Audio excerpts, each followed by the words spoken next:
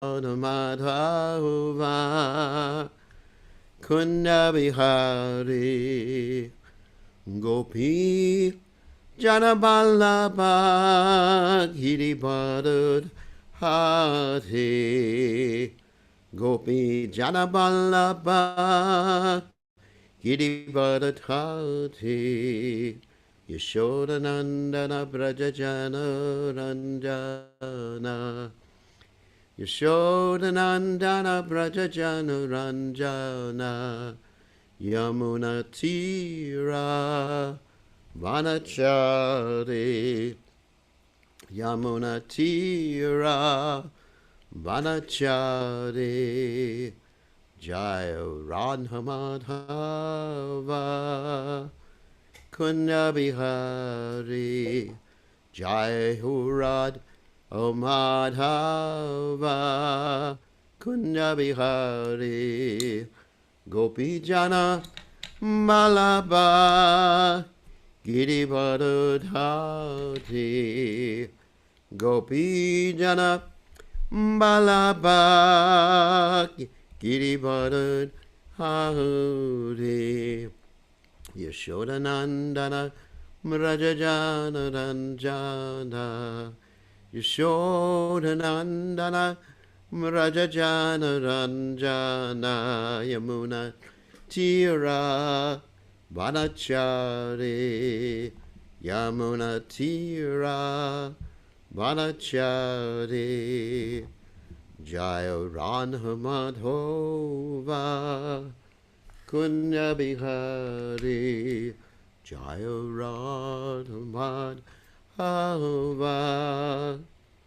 Kunja Bihari Jai Om Vishnupad Paramahansa Paravatikacharya also Teda Satashi Shimad His Divine Grace Abhaya Charananda Bhaktivedanta Goswami Srila Prabhupada Ki Jai, ISKCON Founder Acharya Srila Prabhupada Ki Jai, Anantakoti Vaishnava Vrinda Ki Jai, Namacharya Srila Haridas Thakur Ki Jai, Prem Se Kaho Shri Krishna Caitanya, Parabhanichananda Shidwaita Gadadha Shivasri Gaur Bhakta Vrinda Ki Jai, Shri Shri Radhakrishna Gopikapatnath Shaim Kund Radhakunda, Giri Govardhan Ki Jai, Vrindavanam Ki Jai, Mathuradam Ki Jai, Jagannath Swami Ki Jai, Yamunamai Ki Jai, Shrimati Lasi Devi Ki Jai, Samaveda Bhakta, Vrinda Ki Jai, Gaur Premananda, Hari Hari Bol. All glories to the assembled devotees, all glories the assembled devotees, all glories the assembled devotees. All glories to Shri Guru and Gauranga, Srila Prabhupada Ki Jai, Nama Om Vishnu Padaya, Krishna Prastaya, Bhutale, Srimati Bhaktivedanta Swami Namani Namaste, Saraswati Devi Gauravani Pachani, Nivashesha Shunyavadi Paschatya, Deja Tarane. So, Om Ganat Timidandasha Gananjana Shalakya Chakshur Meditam Yena. Tasmai Shri Gurave Namaha. I offer my respectful obeisances unto the lotus feet of my spiritual master, His Divine Grace, A.C. Bhaktivedanta Swami Srila Prabhupada, who so kindly opened my eyes with a torchlight of knowledge while I was blinded in the darkness of ignorance.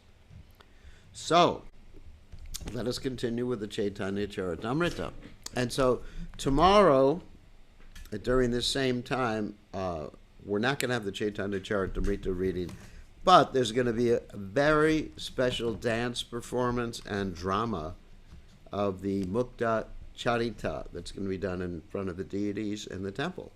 So you'll get a chance to watch that. That's tomorrow evening or tomorrow morning your time in Australia, New Zealand, and Fiji. And it'll be the same exact time. Probably take a little bit more than an hour. But it'll be a dance performance of the Mukta Charita. And the Mukta Charita is the pearl pastime. That is the interaction between Krishna and the gopis and the growing of the pearls. I'm not going to give away the story. But it's a very important, wonderful story. It's also on Sunday. Don't worry, Rishikesh. know what I'm saying. So it is on Sunday. It will be done at 4 o'clock, but that's not going to be online. Tomorrow it's going to be done just for the deities, and you're all going to get a chance to see it. 4 o'clock for the Gaur Purnima festival, but that's not online. That's in our hall. And 5 o'clock, well, whatever time it is for all of you tomorrow, online. So you can watch it. It's going to be a very exciting performance. And we'll have all the different cameras in the temple room, so there'll be multi-views of different cameras so you can see the performance. I'll probably be operating the cameras. Okay, so on that happy note, we'll go to the Caitanya Charitamrta. Jaya Jaya Sri Caitanya Jaya Nityananda Jaya Dvaita Chandra Jaya Gaur Bhaktavrinda. Jaya Jaya Sri Caitanya Jaya Nityananda Jaya Dvaita Chandra Jaya Gaur Bhaktavrinda. Jaya Jaya Sri Caitanya Jaya Nityananda Jaya Dvaita Chandra Jaya Gaur Bhaktavrinda. So we are reading from the 17th chapter of the Adi Lila of the Caitanya Charitamrta. And this is the last chapter in the Adi Lila. And it's a lot of verses. There's over 300 verses in this chapter, so it'll take us a while to finish the chapter. And let's share the screen and start reading. So, I believe we're on text 112, yes. Text 112 is the next one. So let me set this up.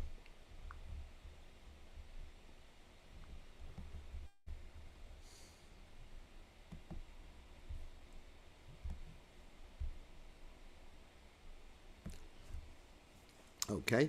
Now, of course, this is the story about the astrologer who saw that Lord Caitanya was the Supreme Personality of Godhead. And Lord Caitanya said, "No, I was a coward boy in my last life. You got it wrong." But actually, Lord Caitanya was a coward boy during his last appearance. That is a fact. And not only was he a coward boy, he was Krishna. He is Krishna. And he is the Supreme Personality of Godhead. Okay? So, Sarvagya kahe hami tahadhyane dekhilan dahate aishvarya dekhi panapara hahilan. The astrologer said, "What I saw in meditation was full of opulence, and therefore I was confused." I think we read that one already.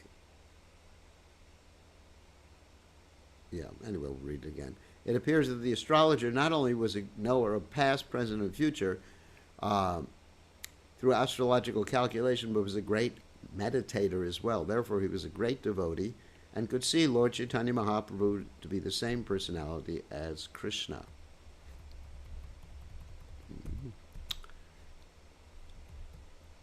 He was puzzled, however, about whether Krishna and Sri Caitanya Mahaprabhu were actually the same person. Se rupe deki kakara kabubeda deki mayaya tumara. I am certain that your form and the form I saw in my meditation are one and the same. If I see any difference, this is an act of your illusory potency. So, Prabhupada states that Sri Krishna Chaitanya, Radha Krishna Nahi Anya. In the vision of a perfect devotee, Lord Caitanya Mahaprabhu is a combination of Radha and Krishna. One who sees Lord Caitanya to be different from Krishna is under the illusory energy of the Lord. It appears that the astrologer was already an advanced devotee, and when he came into the presence of the Supreme Lord, Sri Caitanya Mahaprabhu, he became perfectly self-realized and could see that the Supreme Personality of Godhead, Krishna, and Sri Caitanya Mahaprabhu are one and the same person. So, of course, there's that statement, Sri Krishna Chaitanya, Radha Krishna Nayanya. That Radha and Krishna have appeared together in the form of Sri Krishna Chaitanya. Ye hao, se hao, tumi tomake namaskara, Prabhutare Premadiya Koila Puraskara. The all-knowing astrologer concluded, Whatever you may be or whoever you may be, I offer my respectful obeisances unto you. By his causeless mercy, the Lord gave him love of Godhead, thus rewarding him for his service. The incident of Lord Chaitanya's meeting with the all-knowing astrologer is not mentioned in the Chaitanya Bhagavat, but we cannot therefore say that it did not take place. On the contrary, we must accept the statement of Krishnadas Kaviraj Goswami that whatever the Chaitanya Bhagavat did not mention, he has especially mentioned in the Caitanya Caritamrta. Ekatina Prabhu Vishnu Manda Bevasya Madhuana Madhuhana Balena Dakiya. One day the Lord sat down in the corridor of a Vishnu temple and began calling very loudly, "Bring me honey! Bring me honey!" Nityananda Goswami Prabhura Vesha Janila Ganga Jala Patrahani Sammukhe Lila. Nityananda Prabhu Goswami, understanding the ecstatic mood of Sri Chaitanya Mahaprabhu, brought a pot of Ganges water as a token and put it before him. Jalapana Karya Nache Hana Vivola Yamuna Karshana Lila Dekhaya Sakala. After drinking the water, Lord Chaitanya became so ecstatic that he began to dance. Thus everyone saw the pastime of attracting the river Yamuna. So Prabhupada explains this pastime nicely in the purport. Yamuna Karshana Lila is the pastime of attracting the Yamuna. One day, Sri Baladev wanted the Yamuna river to come before him, and when the river Yamuna refused, he took his plow wanting to dig a canal so that the Yamuna would be obliged to come there. Since Sri Chaitanya Mahaprabhu was the original form of Baladev in his ecstasy, he asked everyone to bring honey. In this way, all the devotees standing there saw the Yamuna Karshana Lila. In this Lila, Baladev was accompanied by his girlfriends. After drinking a honey beverage called Varuni, he wanted to jump into the Yamuna and swim with the girls. It is stated in the Srimad Bhagavatam in the 10th canto, the 65th chapter, 25 to 30th text and 33, that Lord Baladev asked the Yamuna to come near, and then when the river disobeyed the order of the Lord, he became angry and thus wanted to snatch her near to him with his plow. The Yamuna, however, very much afraid of Lord Balaram's anger, immediately came and surrendered unto him, praying to the Lord, the Supreme Personality of Godhead, and admitting her fault. She was then excused. This is the sum and substance of the Yamuna Karshana Lila. The incident is also described in the prayer of Jayadev Goswami concerning the 10 incarnations.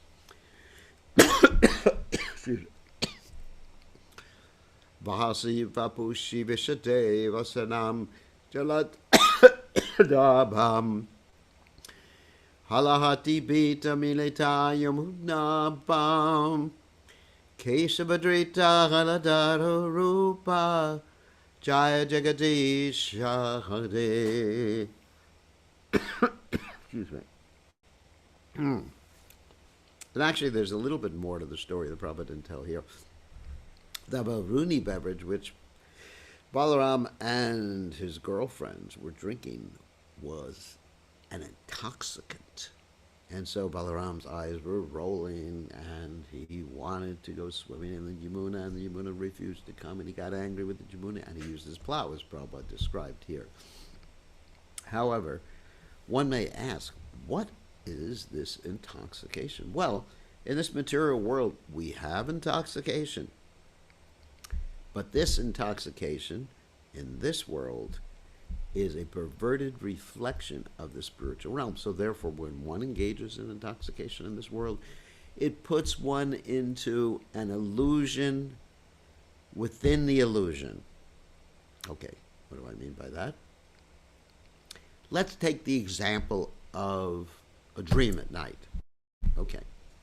During the day, we, I, you all, think that you're the body. And you think, oh, I am this nationality, that nationality, whatever nationality you happen to be, or I'm male, or I'm female, or somewhere in between. That's during the day. And then at night, you have a dream and you think you are someone else. You think you're a bird flying in the air. You think you're a dog. You think you're a demigod. Whatever you think you are doing. You think you're a young man again or a young lady again. So you're thinking about all these things in your dream or dreaming about all these things, and it appears real. So that's an illusion within an illusion. So you're already an illusion, and then you go into another illusion when you're dreaming. And sometimes in a dream, you have a dream of a dream within the dream. So that's an illusion within the illusion within the illusion. Okay, got it? And so intoxication puts you not exactly in a dreaming state, depending on what type of intoxication someone takes, but it puts you into a state of altered consciousness, so you are detached from this illusion in the material world, and you go into another illusion. Okay, got it. So that's an illusion within an illusion. You think things about yourself, you think things about others that are not real. Whatever it is, it's an illusion within an illusion. However, in the spiritual realm, you have intoxication too, and it doesn't put one into an illusion. It just deepens one's ras with Krishna. That's all. Because Krishna also gets intoxicated in the spiritual world. Sometimes he's drinking, like described here, honey wine. And Balaram is drinking the Varuni beverage. And so it's hard to understand.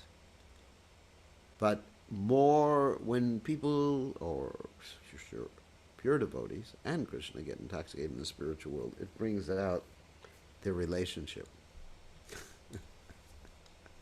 Anyway, don't try to understand it because we're not in the spiritual world. Take it for granted that everything in this world, as described by Krishna in the 15th chapter of the Bhagavad Gita, is a perverted reflection, upside down reflection of everything in the spiritual world. So don't take intoxication of any sort. Remember that. Any sort. Coffee, tea, cigarettes, or whatever. So Madhamata Gati Baladevanukara Acharya Shekara Tanre Deke Ramakara. When the Lord, in his ecstasy of Baladev, was moving as if intoxicated by the beverage, Advaitacharya, the chief of the Acharyas, Acharya Shekara, saw him in the form of Balaram. Vanamali Acharya Deke Sunara Langala Sabe Milin Richakare Avesha Vivala. Vanamali Acharya saw a golden plow in the hand of Balaram, and the devotees all assembled together and danced, overwhelmed by ecstasy. E matan richa hila chari prahara sanjaya ganga snana kari sabe gira hurra. In this way they danced continuously for 12 hours, and in the evening they all took a bath in the Ganges and then returned to their homes. Wow, it sounds like so much fun being part of Lord Chaitanya's pastimes. I wish I was there. And actually, by hearing from Krishnadas Kaviraj Goswami, you are transported to where those pastimes are taking place. Nagariya loke prabhu yave ajna dila gare gare sankirtana karite la gila. The Lord ordered all the citizens of Navadvip to chant the Hare Krishna mantra, and in each and every home they began performing Sankirtan regularly. Haraye Haraye Nama Krishna Yadavaya Namaha Gopal Govinda Ram Srimadhu Sudan. All the devotees sang this popular song along with the Hare Krishna Mahamantra. Haraye Nama Krishna Yadavaya Namaha Gopal Govinda Ram Srimadhu Sudan.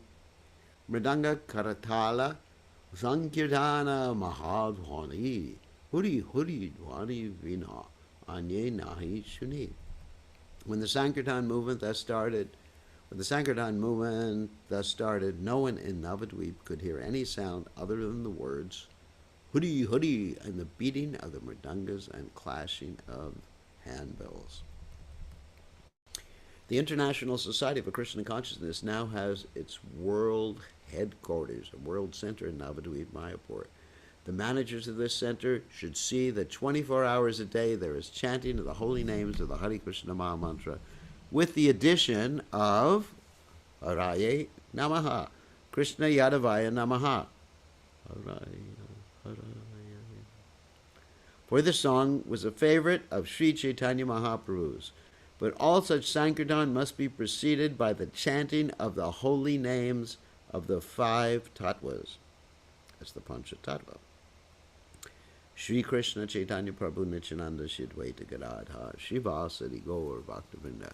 We are already accustomed to chant these 2 mantras, Shri Krishna Chaitanya Prabhu Nityananda Shidvaita Gadadha Shivasadi Gaur Bhaktivinoda, and Hare Krishna, Krishna Krishna, Hare Hare, Hare Rama, Rama Rama, Hare Hare. Now after these, the other 2 lines, namely, Haraye Nama, Krishna Yadavaya Nama, Gopala, Govinda, Rama, Sri Madhusudan. Sometimes we chant, Haraye, Haraye Nama, Krishna. Yeah. Sometimes you add a little Hare. Hare Haraye Nama, Krishna Yadavaya Namaha. Yadavaya Madhavaya Kesavaya Namaha. Yadavaya Madhavaya Kesavaya Namaha. Gopal Govinda Ram Sri Madhu Sudan Giridhari Gopinath Madana Mohan Giridhari Gopinath Madana Mohan. Should be added, especially in Mayapur. Chanting of these 6 lines should go on so perfectly well that no one there hears any vibration other than the chanting of the holy names of the Lord. That will make the center spiritually all perfect.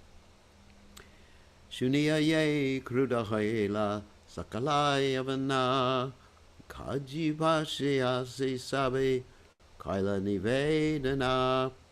Hearing the resounding vibration of the Hare Krishna mantra, the local Muslims, greatly angry, submitted a complaint to the Qazi. Qazi was the local Muslim magistrate. Oh, Prabhupada explains that. The Pojadhara, or city magistrate, was called the Qazi. The Jamindaras, that's Zamindaras, or landholders, Mantaleras,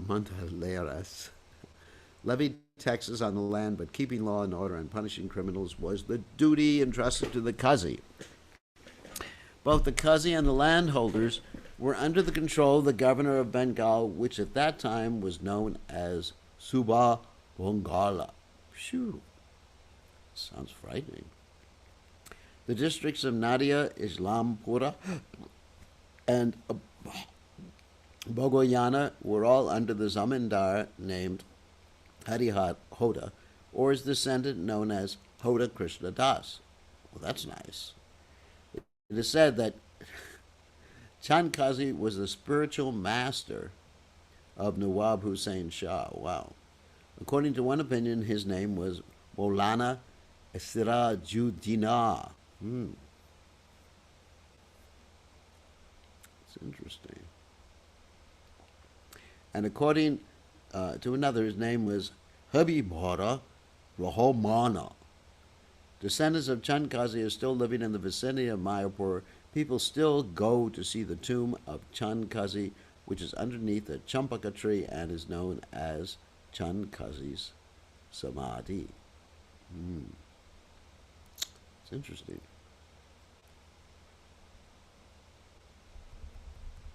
Okay. Krode Sanja Kale Kaji Ekagare Oila Mridanga Bankiya Loke Kahita Lagila. Chand Qazi angrily came to one home in the evening, and when he saw kirtan going on, he broke a mridanga and spoke as follows. Eta Kala Kea Nahi Koila Hindu Yani Ebe Ye Ujjama Chalao Kara Bala Jani. For so long you did not follow the regulative principles of the Hindu religion, but now you are following them with great enthusiasm. May I know by whose strength you are doing so? It appears that from the aggression of Bakhtiyar Khilji in Bengal until the time of Chandkazi, Hindus, or the followers of the Vedic principles, were greatly suppressed. Like the Hindus in present-day Pakistan, practically no one could execute the Hindu religious principles freely. Chandkazi referred to this condition of Hindu society. Formerly, the Hindus had not been straightforward in executing their Hindu principles, but now they were freely chanting the Hare Krishna Mahamantra. Therefore, it must have been by the strength of someone else that they were so daring. Actually, that was a fact. Although the members of the so-called Hindu society had followed the social customs and formulas, they had practically forgotten to execute their religious principles strictly. But with the presence of Sri Caitanya Mahaprabhu, they actually began following the regulated principles according to his order. That order is still existing, and anywhere and everywhere in all parts of the world, one can execute it. That order is to become a spiritual master under the direction of Sri Caitanya Mahaprabhu by following the regulative principles, chanting daily at least 16 rounds of the Hare Krishna Mahamantra, and preaching the cult of Krishna consciousness all over the world. If we stick to the order of Sri Chaitanya Mahaprabhu, we shall get spiritual strength without a doubt, and we shall be free to preach this cult of Hare Krishna movement and not be hampered by anyone. Ecstatico. Keha kirtana na kariha, sakala na kare, ajiyame kshama, shambha kare, yaite chon gare. No one should perform Sankirtan in the streets of the city. Today I'm excusing the offense and returning home. Such orders, stopping Sankirtan in the streets of the world's great cities, have been imposed upon members of the Hare Krishna movement. We have hundreds of centers all over the world, and we have been specifically persecuted in Australia. In most cities of the Western world, we have been arrested many times by the police, but we are nevertheless executing the order of Sri Chaitanya Mahaprabhu by chanting on the streets of all important cities such as New York, London, Chicago, Sydney, Melbourne, Paris, and Hamburg. We must remember that such incidents took place in the past 500 years ago, and the fact that they are still going on indicates that our Sankirtan movement is really authorized. For a Sankirtan were an insignificant material affairs, demons would not object to it. The demons of the time tried to obstruct the Sankirtan movement started by Sri Chaitanya Mahaprabhu. Similar demons are trying to obstruct the Sankirtan movement we are executing all over the world.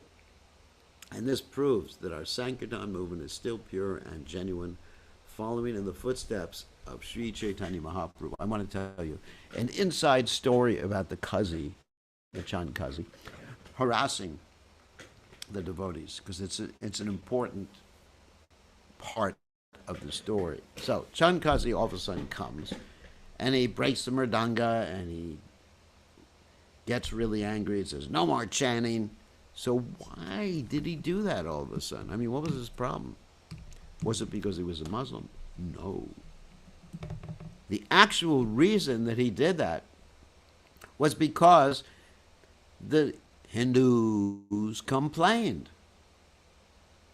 They were complaining that we, that means devotees of Lord Chaitanya Mahaprabhu, were disturbing the Lord by chanting his name loudly.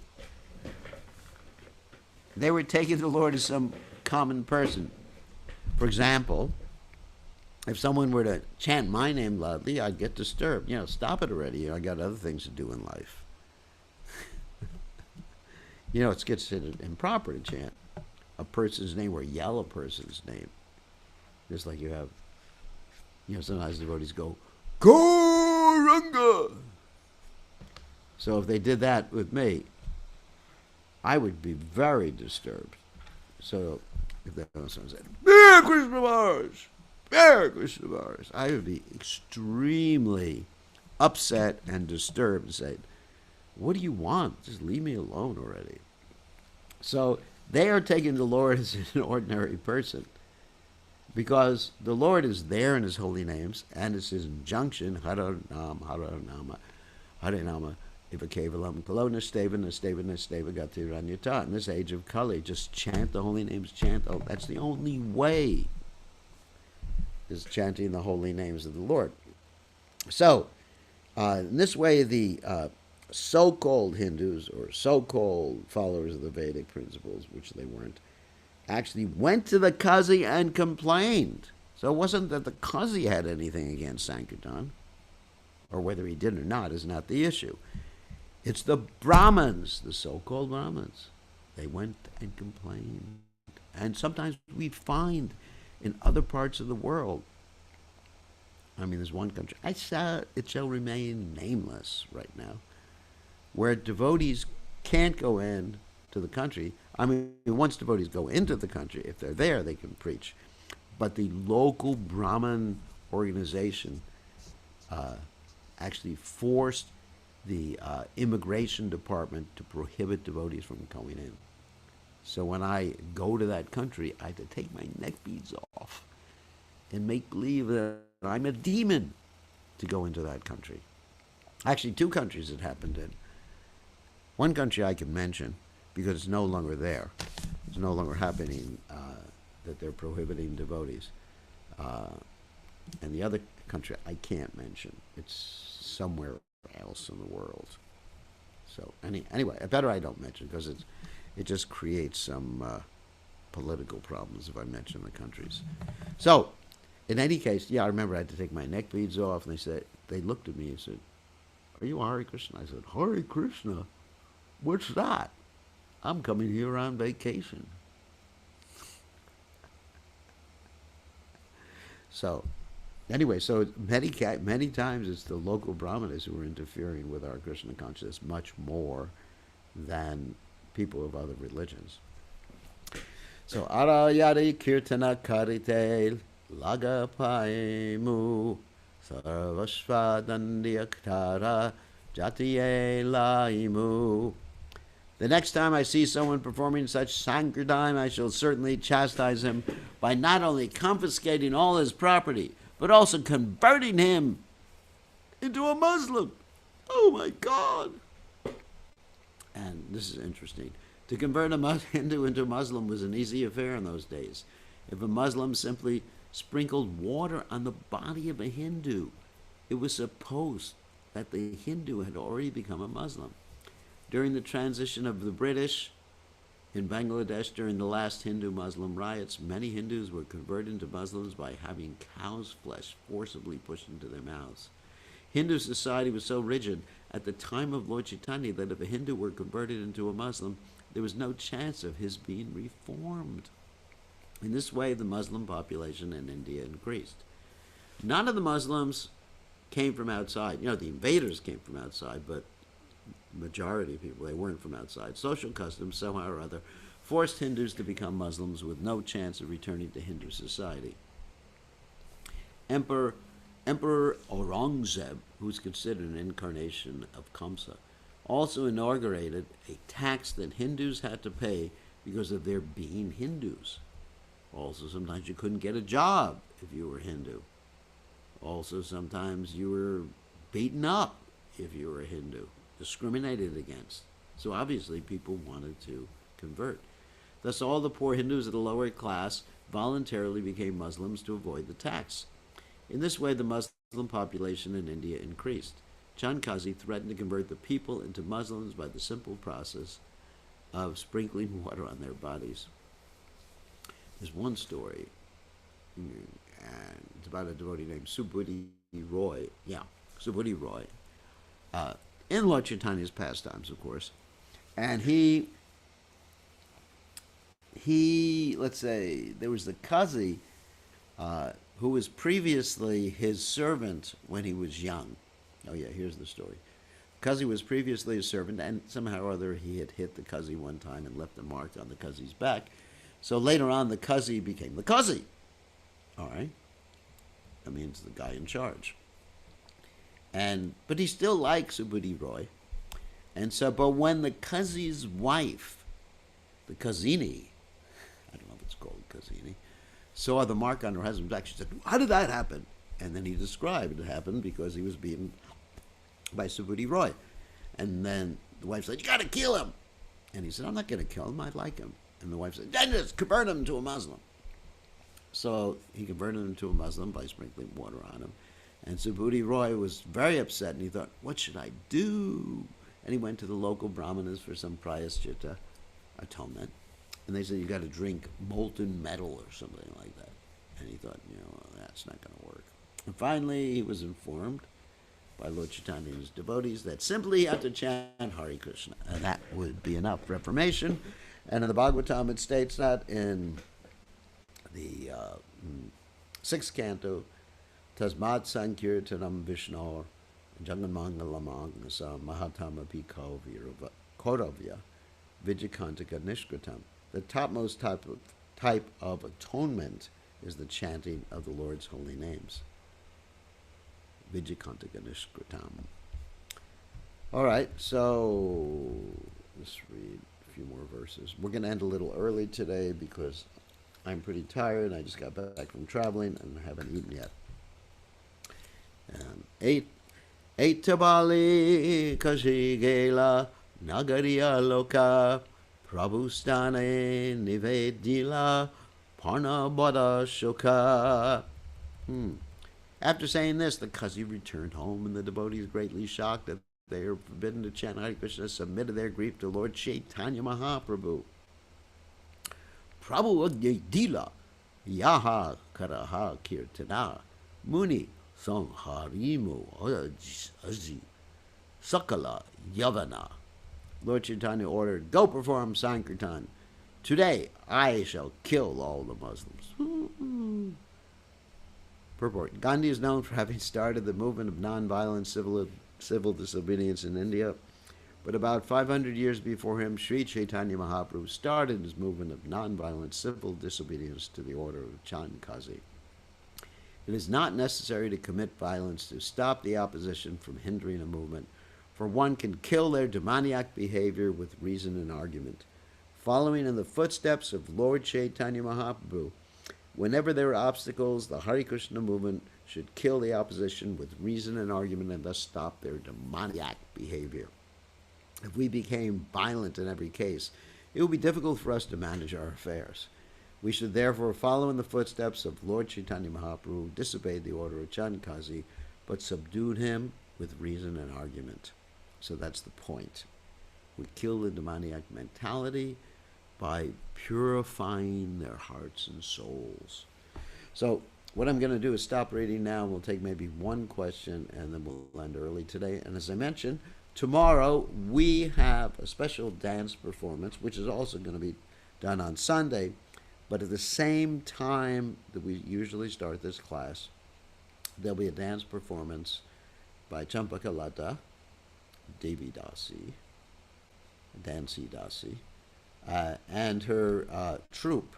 And that dance play performance will be the Mukta Charita, the Pearl Pastime. It's going to be simply wonderful, so we invite you all to watch. And actually invite your friends at the same time, please. That would be very nice. Invite your friends to watch. It'll be on this particular Zoom channel and also on my YouTube channel and also on my Facebook page. So you're invited to watch. So we'll take one question right now. And wait a second, let me unmute you.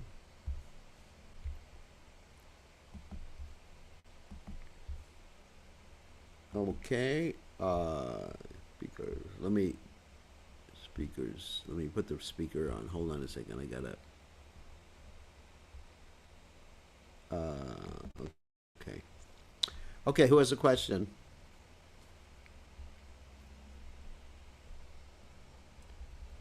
Anybody have a question?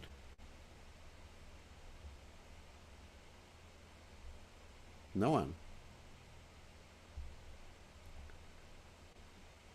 No one has a question. Maharaj, please accept my humble obeisances. I'll wish to Prabhupada. Okay, Govinda. So, Pran Govinda. What's If your no one question? has, if no one has, I have question. Okay. Everybody's entertained by your questions. That's why they want you to ask questions. So, what's your question? Maharaj, bringing back yesterday's question that non-dual substance, supreme absolute truth is a non-dual substance, even though there is a variety within this non-dual. Yeah. So when he takes the mood of Nishingadev, Chaitanya Mahaprabhu takes the mood of Nishingadev, the form is always eternally there within him too. Yes. But he doesn't manifest the form. He didn't manifest it when he was in Navadvip. Okay, That's up to him. okay, That's up to him. correct, correct. Yeah. Just to understand that. Yeah, that's Another, up to him. He's independent. He's Swarat. So he can decide to manifest that form or not manifest that form. Yeah. yes, Maharaj. I was just thinking like you are coming to Chand Kaji's meeting with Lord Chaitanya eventually, probably within few days. Yeah. But I was referring with Gopal Chapal. He also addressed Lord Chaitanya as a nephew. It seems like there is a physical relationship, and then there is a social relationship, and there is an eternal relationship. Yeah. So in the social relationship, Gopal Chapal, I remember you read it, that he addressed Yeah. Nimai as a nephew, Right. but seems like it did not help him to, in the beginning, it did not help him to get out of suffering with this worm and pause. And I mean, he was severely, but Severely here, punished. yeah. So my point here that this relationship is not relevant to eternal relationship, or Not is it? necessarily. Not necessarily. Advaitacharya had three sons who he rejected, became demoniac, who took to impersonalism. Krishna had a son that he had to kill. Narakasura, yes. Yeah, so that relationship, the physical relationship or village relationship, may have no bearing upon any eternal relationship, or it may or may not, depending on the person's attitude. So then how do you reconcile that when someone is a Mahabhagavat, 21 generation, what is that? That's a physical relationship, blood? Yeah, physical relationship. That they're 21 generations. Sometimes they say 11, 21, whatever it is.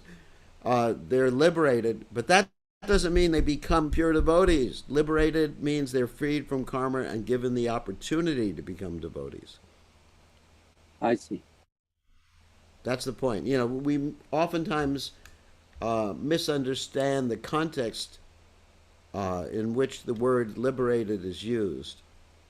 Sometimes Mhm. liberated means becoming a pure devotee, and sometimes it means just like going to Brahman, and sometimes it means just being freed from karma. You made it very clear. I remember a couple of weeks back that the bhakti is intentional. It's a conscious choice. Yeah, yeah. Um, No, Krishna never drags you back to Godhead. so I see. So even if I was born in your family or Prabhupada's family, it doesn't really mean much unless I accept consciously Krishna consciousness and try to purify my consciousness. That's right. Actually, one of Prabhupada's sons wanted nothing to do with Krishna consciousness. That is true. I met him, Maharaj. Yes, you are right. You are right. Yeah, so and what to speak of God's sons, like Advaitacharya's sons. Three of them he just rejected. He didn't even consider them to be his sons anymore. So It's a little it's shocking, but it's a little shocking, Maharaj. Yes, but I understand finally by your mercy that everybody has an individual conscious decision they have to make. yes, yeah, that's true. As far as parents rejecting children, I've seen that happen in India before. Mm. Even in the modern world, I'm sure you've seen it too. Like I've Yeah. gone over, I've gone over houses of people who had children, and the children married someone, outside of the caste or something like that. And I asked the parents about the child, and they said, we never had a child. They denied knowledge of having that particular child. Oh wow. Yeah. Yeah, I've seen that That's happen. Seen that happen in India. Shoo. It's heavy. Okay, I think we have to end now because I came back late and I definitely have to get things together so I don't go to sleep too late. Tomorrow we have a big day, and Sunday here is Gorpurnima, and we're going to have a big festival on Gorpurnima. You're all invited. That will be online beginning at 5 o'clock on Sunday, and tomorrow we will have the dance. And don't worry, I am not dancing. That that would be a disaster. That's we're having expert dancers. Uh, Actually, the best dancer in the world, Champakalata and her troupe, are going to be dancing and and doing this Mukta Charita. It's ecstatic. I can't wait. Actually, I requested that they would do this, and they, being humble Vaishnavas and Vaishnavis, agreed to do it. Okay, thank you very much. We'll see everybody tomorrow during the dance play performance. All glories